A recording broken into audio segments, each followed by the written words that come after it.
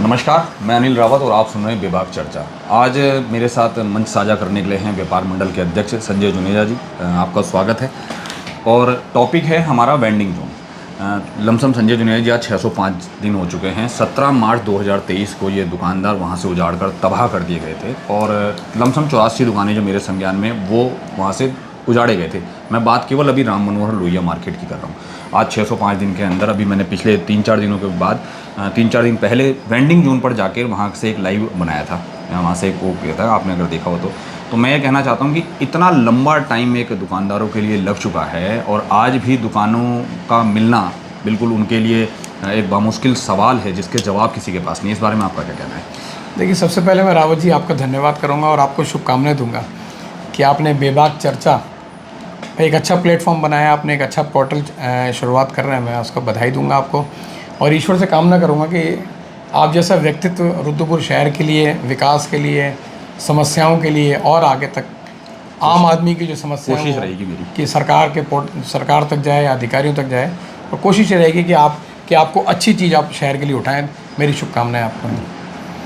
अभी आपने एक सवाल करा कि जो हमारे वेंडिंग जोन को लेकर, एक अच्छा सवाल है। देखिए, क्योंकि इस सवाल का जवाब पिछले 1.5 सालों से भी, जैसे भी आपने 600 कुछ दिन बताया अभी, हाँ 605 दिन एग्जैक्ट हो गए। 605 दिन हो गए हैं। देखिए, इस सवाल का जवाब तो 605 दिन से लगातार खोजा जा रहा है। लगातार हमारे जो दुकानदार हैं जिनकी दुकानें टूटी, 17 मार्च 2023 को जो दुकानें टूटी थी, तो उस समय लगा था कि पता नहीं अब हमारे व्यापारी साथ क्या होगा, क्या नहीं होगा, कैसे करेंगे। एकदम से रुद्रपुर शहर में आपने देखा था उस समय पूरी छावनी बना दिया गया, पूरे कुमाऊं भर की फोर्स को यहाँ बुला लिया गया। पूरा प्री प्लान्ड जैसा कुछ इस तरीके से 2000 पुलिस कर्मचारी। हाँ, पहली बार हमने इस तरीके देखिए, पहली बार आपने देखा होगा 2000 पुलिस कर्मचारी, रातों रात धारा 144 लगा देना, हम लोगों को घर से उठा लेना और नेताओं को घर से उठा लेना। ये एक ऐसा लगा था कि जैसे कोई प्री प्लान्ड है कोई जी।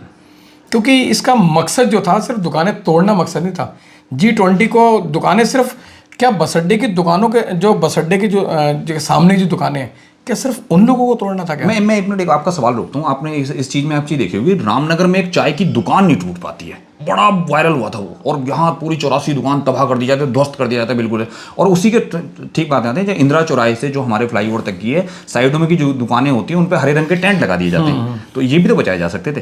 देखिए, मैं ये तो कह रहा हूँ, क्या सिर्फ मकसद जो बस अड्डे के सामने की जो दुकानें थी, क्या सिर्फ उनको तोड़ना मकसद था? अभी आपने खुद ही कहा कि जो इंदिरा चौक पे देखो आपने पर्दे लगा दिए गए।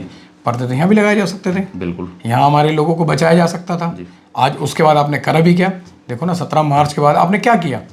पहले कह रहे थे नेशनल हाईवे का रोना रो रहे थे, नेशनल हाईवे नहीं गुजरेगा। 24 साल के बाद उत्तराखंड ये चीज़ डिसाइड नहीं कर पाया है कि जो ये हाईवे जा रहा है ये नेशनल हाईवे है या राष्ट्रीय राजमार्ग है या कुछ है। इस चीज़ों में भी सवाल जवाब है। देखिए, मैं कहता हूँ कि उस समय तो ये था कि नेशनल हाईवे है, हाईवे के अधिकारी आ गए, उन्होंने नोटिस जारी कर दिए और मुनादी करा दी और तोड़ दिया। आज वही नेशनल अधिकारी हैं, वही लोग ही हैं। आज वो कह रहे हैं हमारे को मतलब नहीं, हमारा को सरोकार नहीं। तो फिर मतलब किसका?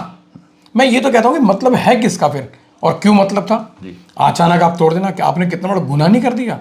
आपने हमारे 100-125 दुकानदारों को आपने बेरोजगार कर दिया, उनकी रीढ़ की हड्डी तोड़ दी, उनके परिवार की आस तोड़ दी, बच्चों की जो स्कूल में पढ़ते थे उनकी फीसें तोड़ दी आपने, जो मेडिकल ट्रीटमेंट ले रहे थे आपने मेडिकल ट्रीटमेंट रोक दिया। कितना बड़ा गुनाह करा आपने।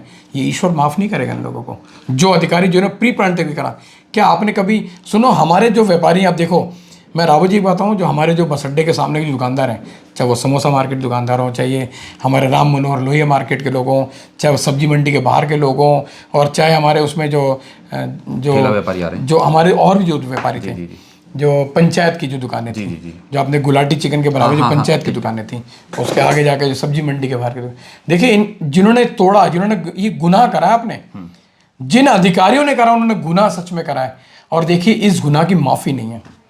आप भी देखेंगे, मैं भी देखूंगा, जिन अधिकारियों ने षड्यंत्र रचकर हमारे दुकानदारों को बिल्कुल एक ही झटके में बर्बाद कर दिया, देखो आबाद तो वो भी नहीं होंगे कभी भी। ये हमारे व्यापारियों की आय है। लेकिन मैं इस चीज़ में एक चीज़ बात बताऊँ कि अब अगर उनका कुछ चले भी जाए, मैं इस मार्मिक बात कर रहा हूँ, इस तरह की एज ए पत्रकार मुझे ये सब चीज़ें नहीं कहनी चाहिए। अगर उनका कुछ चले भी जाए तो उससे क्या फ़र्क पड़ता है? लोग तो बर्बाद हो ही गए ना। देखिए, बात ये नहीं है, हम ये जीवन है, अगर हम पाप करेंगे तो यहाँ भुगतना पड़ेगा, पुण्य करेंगे तो यहाँ हमारे सामने आना पड़ेगा। बात ये नहीं है, देखो उनके भी नींद नहीं आती होंगी रात को, जिन अधिकारियों ने षड्यंत्र करे होंगे नींदें तो उनको भी नहीं आती होंगी। अरे हमारे व्यापारी आपने बर्बाद कर दिया बेचारों को।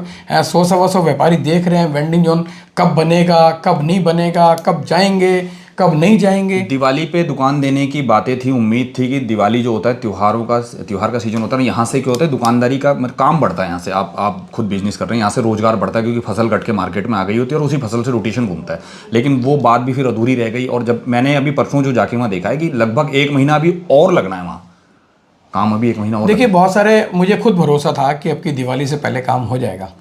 31 तारीख की दिवाली तो मुझे लगता था 25 तारीख तक, यानी कि 5-7 दिन पहले एक बहुत अच्छा एक कार्यक्रम करेंगे, उसमें मुख्यमंत्री जी आ जाएंगे, रुद्रपुर शहर के डीएम भी होंगे, एसडीएम भी होंगे, एमएनए भी होंगे, विधायक जी भी होंगे। मुझे लगता था एक अच्छा प्रोग्राम होगा, एक बढ़िया, एक दीपावली से पहले एक दीपावली होगी, मुझे ऐसा लगता था कि उस वेंडिंग जोन वाले क्षेत्र में। और मेरा भी मन था आपकी बार कि भाई मैं आपकी बार दीपावली उनके साथ साझा करूँगा उस नई जगह पर, वहाँ जाऊँगा, मिठाई खिलाऊँगा भी, मिठाई खाऊँगा भी, कुछ पटाखे मंगवाएंगे, चलाएंगे। क्योंकि मुझे लगता था कि ये एक नई, कहते हैं दीपावली जो है एक देखिए ना एक पर्व, प्रकाश का पर्व होता है। तो मुझे लगता था ये प्रकाश का पर्व अब की बार होगा, ये हमारे जिंदगी हमारे जीवन में उजाला लाएगा। क्योंकि अंधकार में हम चले गए पिछले 600 दिन से, अब जो बता रहे हैं 600 दिन से, हमें लगता था कि अंधकार से हम बाहर निकल कर आएंगे। और दीपावली से ही कोई बात नहीं, माता रानी लक्ष्मी रानी कृपा करती तो। मैं एक चीज़ और बताता हूँ कि मैंने वहाँ से अभी पता किया है कि 84 तो दुकानें तोड़ी गई हैं और बंद केवल उनके लिए 78 दुकानें रही। 6 लोग अभी ये उसमें इन्वॉल्व नहीं है, ठीक है, पहली बात। और ये जो लड़ाई सारी राम मनोहर लोहिया मार्केट वालों ने लड़ी है, उन्होंने अपने के लिए आज जगी थी, वो आज एडजस्टमेंट करने को राजी थे। आज इसमें समोसा मार्केट भी इन्वॉल्व हो गई है, कुछ और व्यापारी भी ऐड हो गए हैं इसमें। तो अब ये दुकानें मिलनी कैसे करके, बड़ा सवाल तो ये है कि किसे मिलेगी, किसे नहीं मिलेगी, और जो रह जाएंगे उनके लिए क्या होगा। देखिए यही बहुत बड़ा सवाल है कि आखिर 78 दुकानें बन रही हैं, सामने 72 बन रही हैं, 72 सामने बन रही हैं, 78 ये बन रही हैं, 72 वो बन रही हैं। अब देखो कितने सारे लोग हैं, अब कैसे होगा, दुकानों कैसे होगा। अभी मैं जिस दिन कवि सम्मेलन था, आपको याद होगा अभी, हाँ, जी, तो एमएनए साहब मिलकर वहाँ बातचीत होने लगी थी इस वेंडिंग जोन को लेकर कि वेंडिंग जोन में जैसे ये एक चर्चा थी कि यहाँ पर करंट भी आ सकता है। तो एमएनए साहब को बताया कि भाई, तो एमएनए साहब कह रहे हैं मैं इसका ट्रायल करवाऊँगा, क्योंकि हम नहीं चाहते, देखो ना, कल कोई ऐसा काम हो जाए जो खुशियों में कहीं ऐसा ब्रेक ना लग जाए, तो हम भी चाहते हैं कि ऐसा काम नहीं होना चाहिए। तो वेंडिंग जोन में देखो दुकानें मिल जानी चाहिए थी। अभी तो सवाल एक और खड़ा हुआ है कि इसकी कॉस्टिंग मांगी जा रही है। हाँ, ये तो बड़ा सवाल है। अभी तो सवाल ये है कि दुकानें पहले 6 कम बन रही हैं, उसमें आदमी और बढ़ गए हैं। पहले तो आदमी कैसे होंगे, उसके बाद ये, फिर उसके बाद बड़ा सवाल ये आता है कि वो दुकानों की जो कीमतें तय होंगी, वो अदा होंगी, वो आदमी जो अपना सब कुछ तबाह करके बैठा हुआ है, वो उसकी कीमत कैसे अदा करेगा, जबकि एक खासी कीमत मांगी गई। 10 लाख रुपये छोटी मोटी रकम नहीं होती। मैं एक बात पे आ रहा हूँ कि अभी 23 सितंबर के शायद अखबार में एक खबर छपी थी कि ये जो NH के नाम पे जो है तोड़ा गया है, ये NH 109 करके, ये सरकार ने निगम के हवाले कर दिया गया है, ठीक है। अगर ये NH नहीं है और ये राज्य सरकार के अंतर्गत नहीं आता है, या जिस उसमें NH के अंतर्गत नहीं आता है, तो फिर ये दुकानें वहीं वापसी क्यों नहीं दी जाती।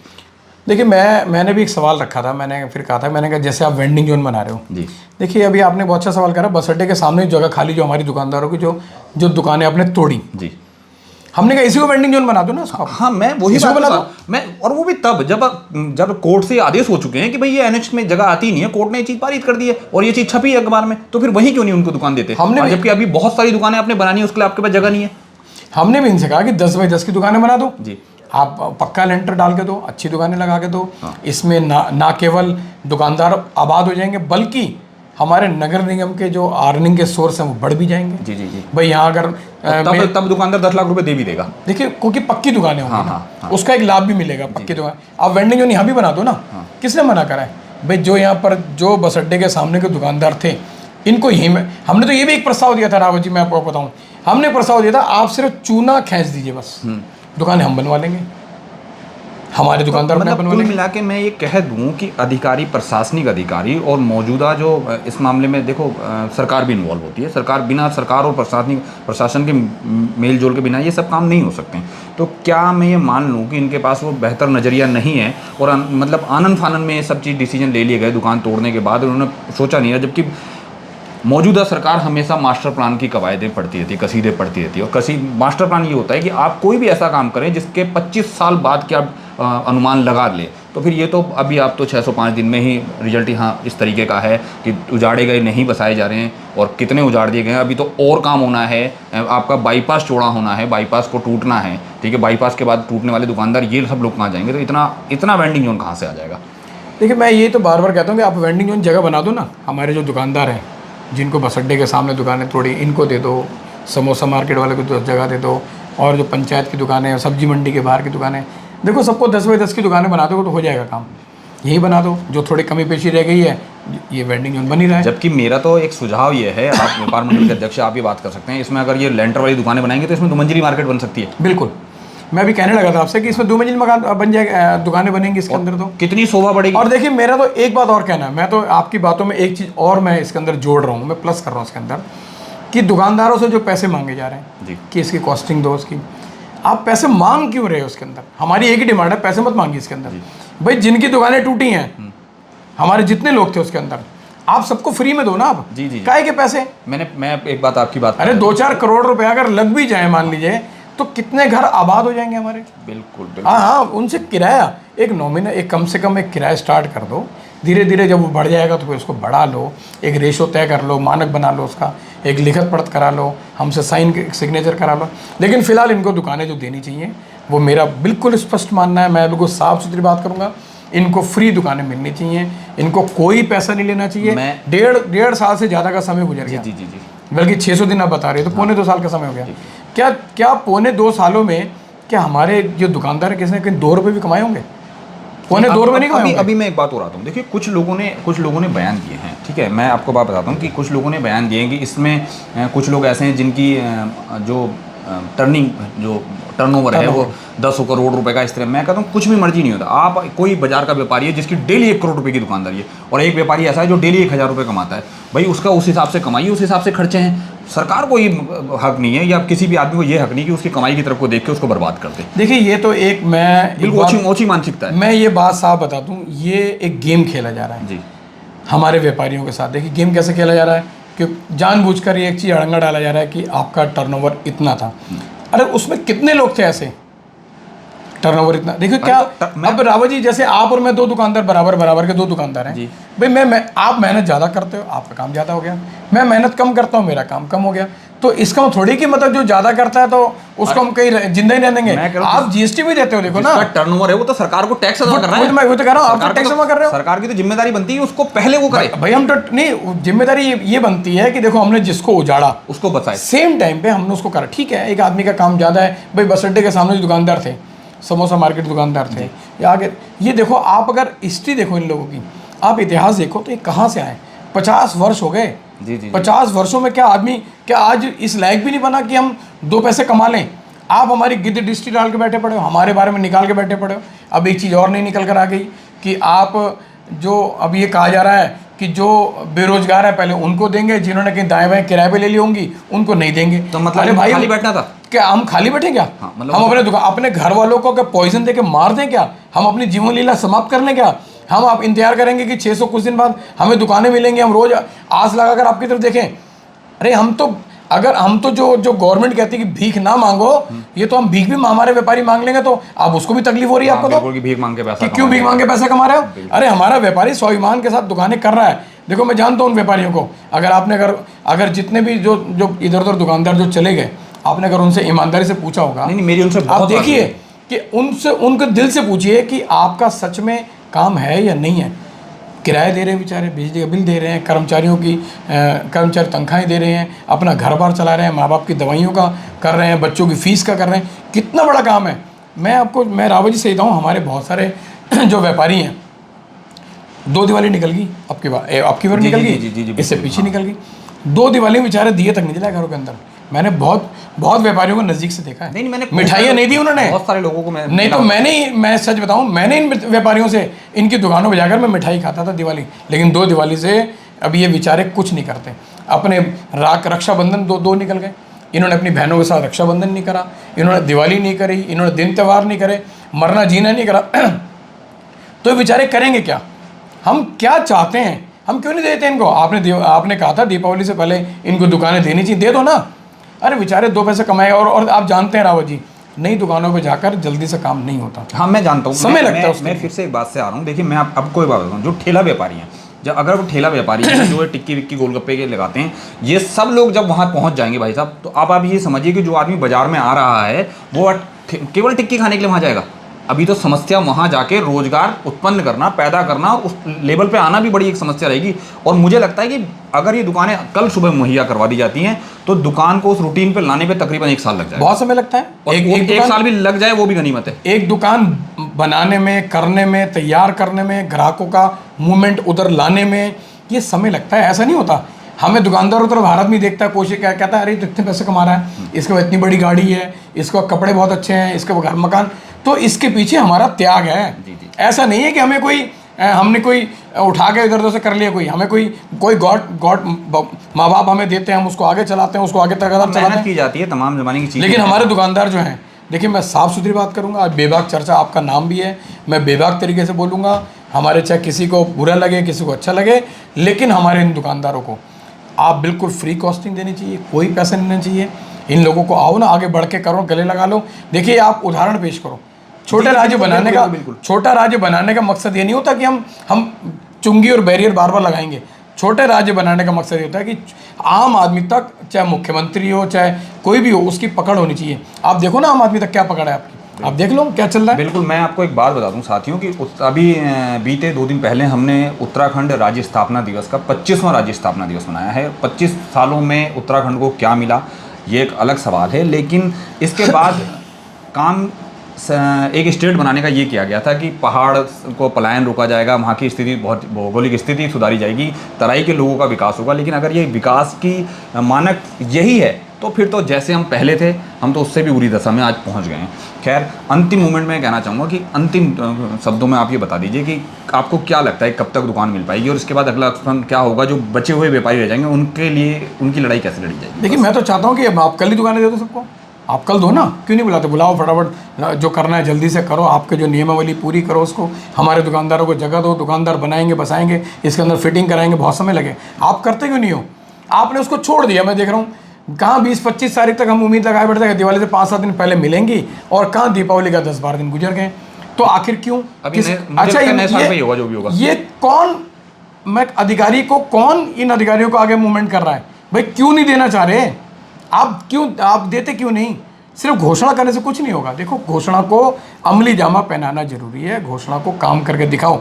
मैं कहना चाहता हूँ जल्दी दो। अभी हमारे व्यापारी, मैं कल देख रहा था, एक हमारा ग्रुप है इन लोगों का, जी, जो हमारा राम मलोर जो मार्केट के लोग हैं, हमारे ग्रुप है, मैं भी उसके अंदर इन्वॉल्व, मैं ऐड हूँ उसके अंदर।